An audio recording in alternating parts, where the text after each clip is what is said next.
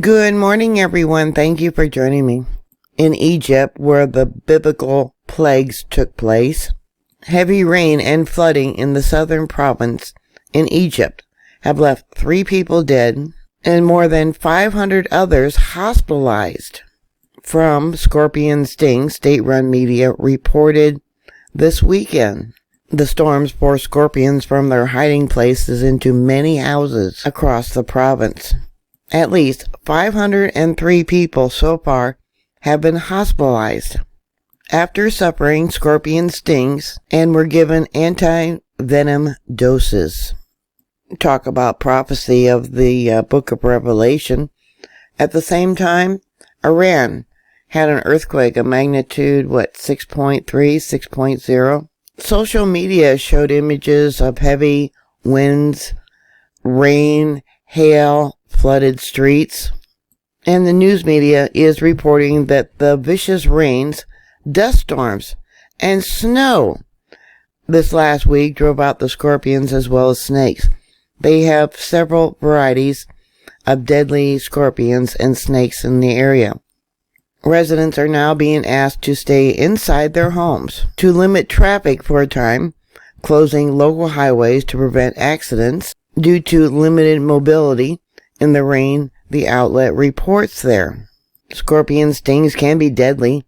The Egyptian fat-tailed scorpion, which is imaged here, a species found throughout northern Africa, in particular, has been described as one of the most deadly in the world. According to the local news media, they are saying that the heavy rain washed scorpions and snakes out of their resting places, causing them to seek shelter in homes, particularly on high ground.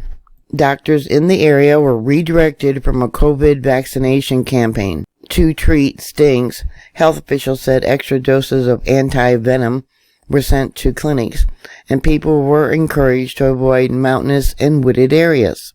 They have also made the call for doctors who may be on vacation to return home and help with the anti-venom that needs to be administered to the swarming numbers, 503 people so far, to be treated. A sting from an Egypt's fat-tailed scorpion can kill a human in under an hour. Here's an image that was shared on Twitter. Yeah, it looks like they're all clinging to some kind of branches, trees, sticks that are poking out of the ground. 1.8 million people live within this area. Here you can see we got a river using Google Earth, and I'll bring it out.